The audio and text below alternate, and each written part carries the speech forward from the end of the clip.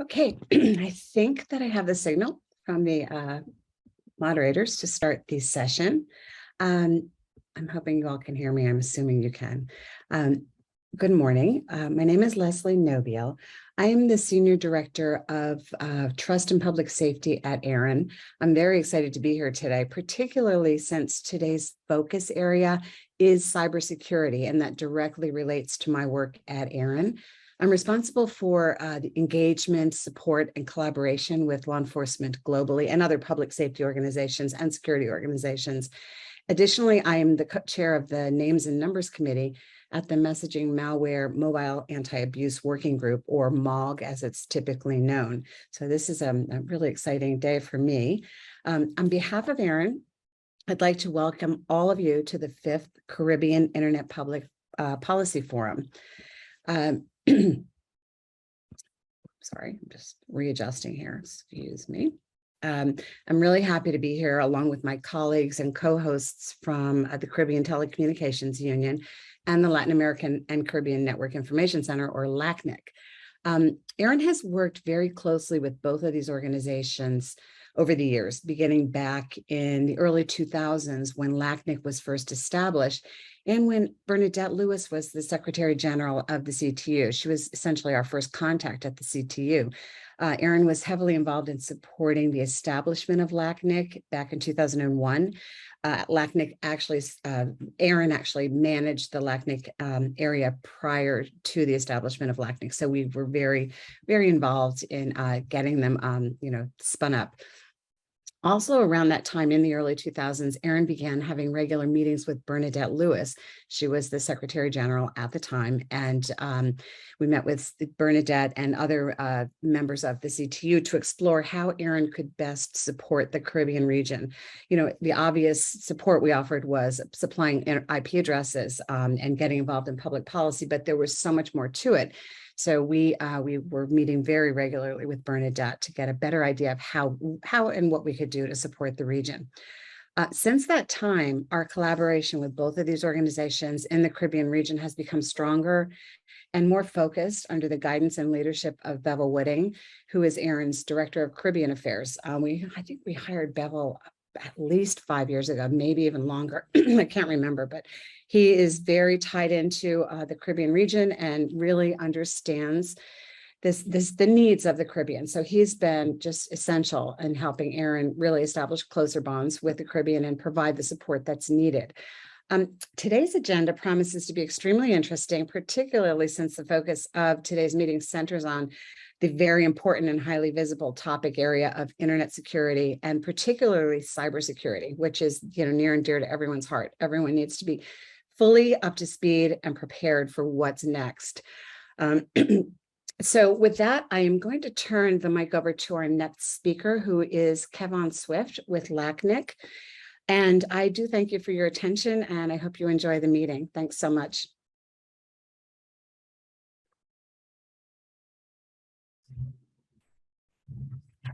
Hi, good morning, everyone, and thank you, Leslie, for giving us that wonderful welcome just now. As Leslie mentioned, my name is Kevon Swift. I am the Head of Public Safety Affairs at LACNIC, which indeed looks at this issue that we'll be discussing today, cybersecurity. In this particular occasion, I will be replacing my colleague at LACNIC who wanted to do the summary for day one. That's Mr. Miguel Nacho Estrada, our Chief Strategic Relations Officer, but unfortunately, Miguel could not make it this morning due to personal circumstances. So I will lead us through a summary of what we discussed during day one of this 5th Caribbean Internet Public Policy Forum, which took place last week, Thursday, which was the 26th of May.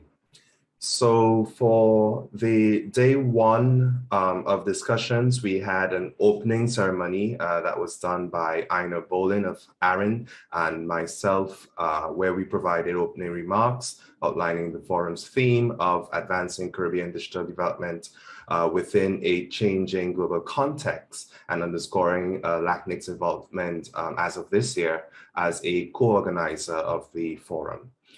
Secretary General Rodney Taylor highlighted takeaways from last year's forum, including implementation of digital transformation initiatives during the pandemic, improving Caribbean connectivity, and building capacity through the partnership of several telecommunications actors. Secretary General Taylor also made special mention of the ITU SG candidate and current ITUD director, Ms. Doreen Bogdan Martin's speech, in which she put special emphasis on challenges and opportunities for small island developing states for enhancing connectivity and providing meaningful access. Secretary General Taylor also mentioned that the CTU will be conducting a special webinar on digital currencies, which is scheduled for tomorrow, June 3rd. For the keynote address, Bevel Wooding focused on the topic of investing in transformation, in which he unpacked trends, challenges, and opportunities for achieving digital transformation in emerging economies. He provided a practical definition of what digital transformation means and emphasized the importance of continuous innovation to drive such digital transformation. He stated that Caribbean innovation mattered to ensure competitiveness, security, sustainability, and resilience of the region in the face of an evolving world that is replete with increasingly interconnected systems and even more vulnerabilities for smaller populations. Bevel demystified smallness. While smallness is a common characteristic of Caribbean economies, he demonstrated cases where Caribbean people were able to punch above their weight, meaning that they overcame inherent limitations to create innovations with global impact.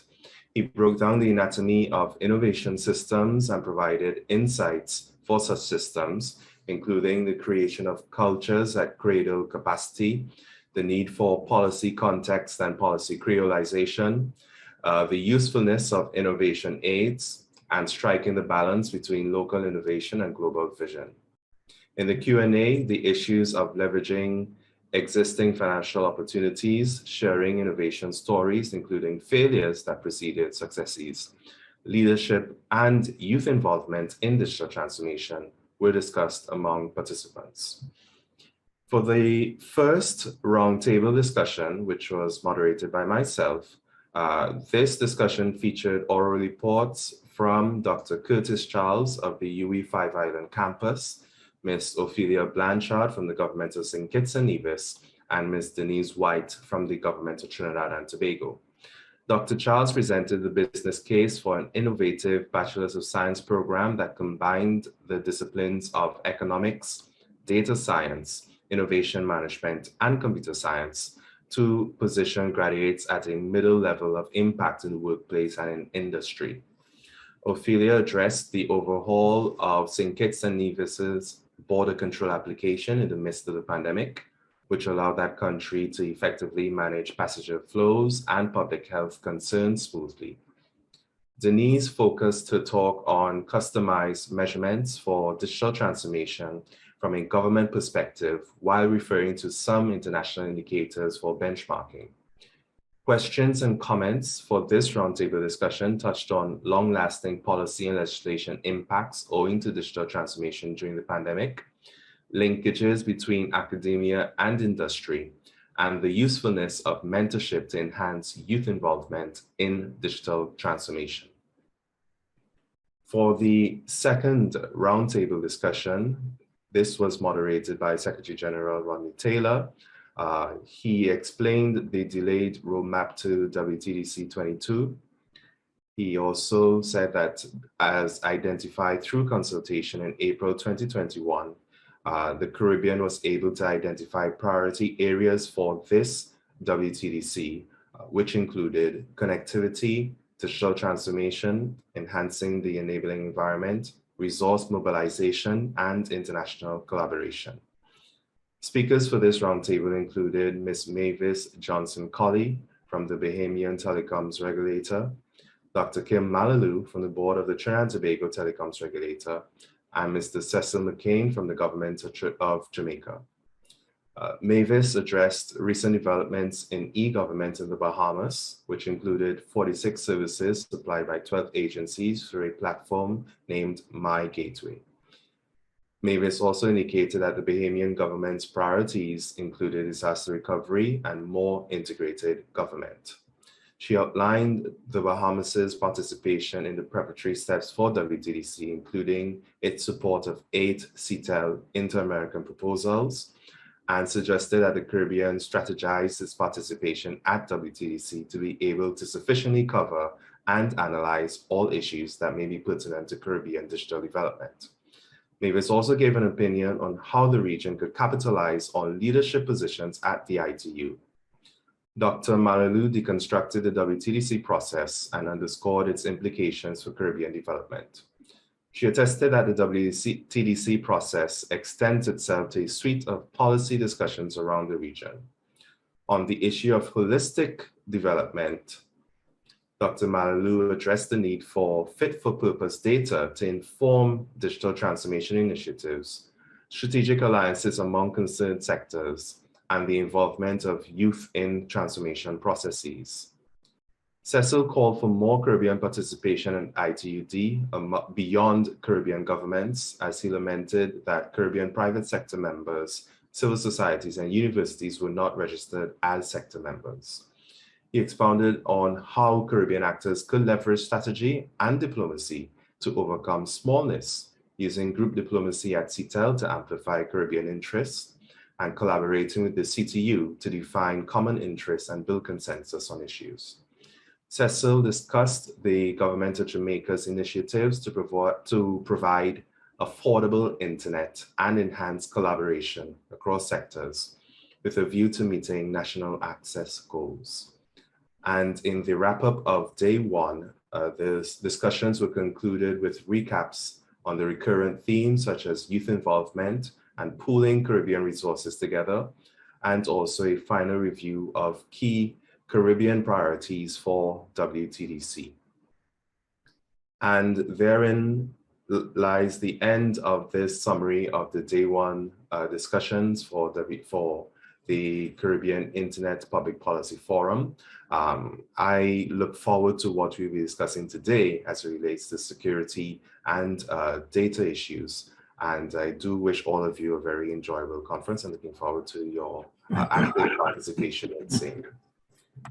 So at this juncture, I'd like to hand the floor over to Mr. Nigel Cassimire, the Deputy SG at the CTU, for his remarks.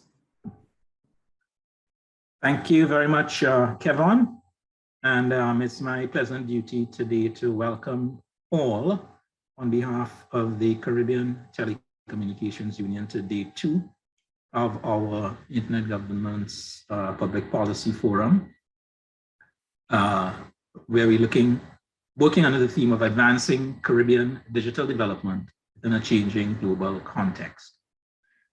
This forum, of course, is an annual collaboration that the CTU has had with ARIN. I think this is our fourth public policy forum, where we address internet governance public policy issues for our Caribbean audience.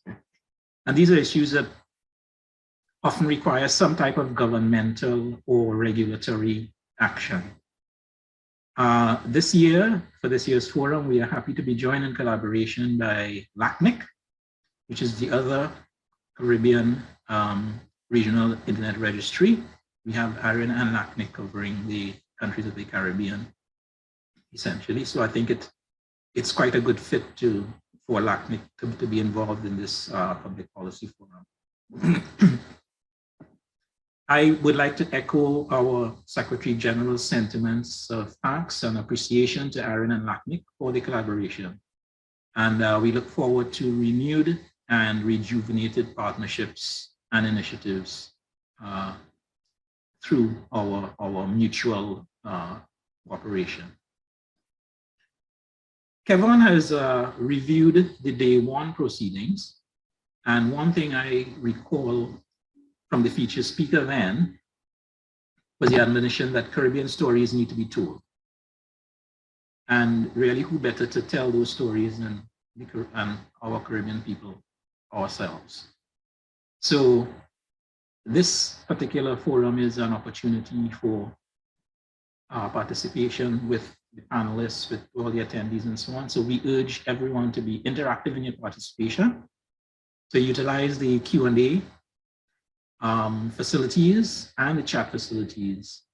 And as to the extent that it might be feasible, maybe even some spoken interventions. I'm sure everyone is an expert with Zoom by now, but the Q&A and chat are accessed by tabs at the bottom of the Zoom window. So on this second day of our forum, and as Kevon mentioned, the first day was last Thursday, our focus will be on cyber safety, cyber security, cyber crime. And we'll be doing this essentially with 2 roundtables and a feature address. The roundtables will address firstly, dollars and cents behind safeguarding Caribbean networks and information systems. I think we can all appreciate that it's a difficult thing to try to quantify the risks and even the costs of data breaches, and how much should one invest in building trust and confidence of users in the use of the internet. On this particular roundtable, we expect to have perspectives coming from the Internet Society, the Organization of American States agency called CICSE, which basically is looks at cybersecurity and what I guess terrorism reduction and so on, but basically misuse of the internet for nefarious purposes. And also we should be getting a perspective from the Ministry of National Security of the government of Trinidad and Tobago. The second roundtable will be looking at data governance. And this is where we'll be focusing on privacy and security, or maybe privacy versus security. To what extent can privacy be preserved while having sufficient security safeguards in place? And for that, we'll be hearing speakers from Trinidad and Tobago and Brazil. And well, actually, unfortunately, I think we do not have the UN speaker this morning. So we'll be hearing from speakers from Trinidad and Tobago and Brazil. And as Kevon mentioned, we should have a wrap up at the end of the morning session. Preceding these, however, preceding the roundtables, we would be having a feature address where on ensuring effective cyber justice in the Caribbean. Of course, this question arises as technology has advanced, excuse me, along with the scope of criminal enterprise. Criminals now are as high-tech as the rest of us are. And we would be wondering, has law enforcement kept pace? Can we be confident users of digital technologies, secure in the adequacy of our cybersecurity measures, that they'll keep us safe? And are we happy to rely on the effectiveness of law enforcement to deal with any bad actors that might be out there? And in examining this, we must consider as well, are there particular challenges we need to address in the Caribbean, or particular shortcomings that need to be addressed? And taking us through this, our featured speaker is Mr. Daniel Ackerman, who is an international computer hacking and intellectual property advisor with the United States Department of Justice.